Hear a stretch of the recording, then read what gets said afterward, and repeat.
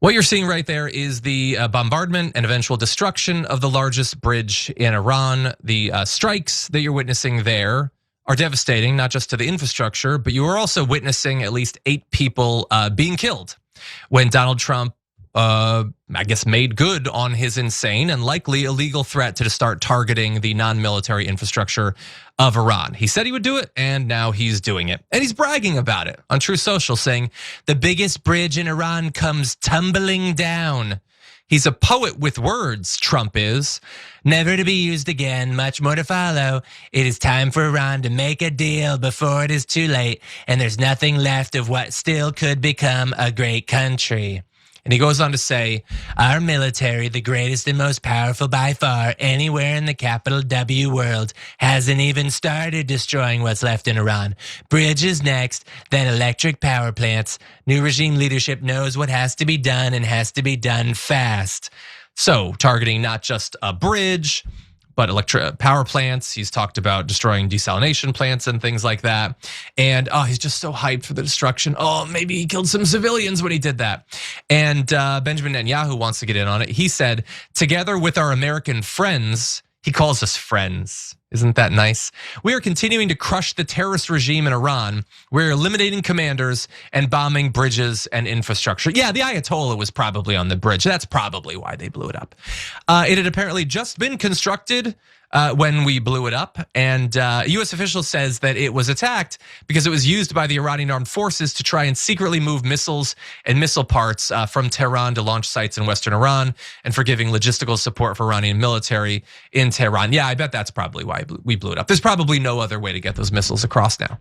And by the way, as we are now wont to do, we did in the school that we bombed, and as Israel constantly does, it was a double tap strike, which means we hit it, we then waited, we let rescue forces show up to try to help the survivors, and then we blew them up too.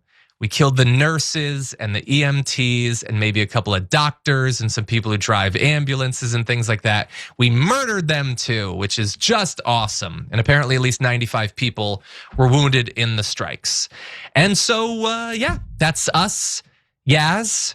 We're the good guys. We're heroes, I think, around the world. It feels great to be American on days like this. Yeah, also when you were reading that statement from Benjamin Netanyahu, when he called us his friends and he was like, "We're doing all kinds of great things." Excuse me, where is the we? Who is doing what over where, And it's so infuriating because it feels so helpless. This is such an unpopular war here in the United States. Nobody's supporting it. Congress has not said, yes, we're at war, right? It's still, what do they call it? A military operation or whatever just technicalities. Same thing like Iraq, this is all, I've lived this entire scenario already once before 25 years ago, because that's how old I am. And you're even older than I am, John, and it's everyone's aware. Just making sure. I'm just making sure, right? And but it's every you would think again that we would learn from our past mistakes, but even the rhetoric that they're using is the exact same, and we're just like, oh, never heard that before. Most people have heard it before, and it should have triggered something in you when you heard it again now coming from this administration. What else is interesting to me is the people who support the administration still. I don't think, how could you possibly know what you're even supporting when Trump says one thing, he says another thing the next day, and then somebody else from the administration is saying something completely different. Even if you support this administration, how do you know what it is that you're supporting? How do you keep all of these multiple stories in track in your brain?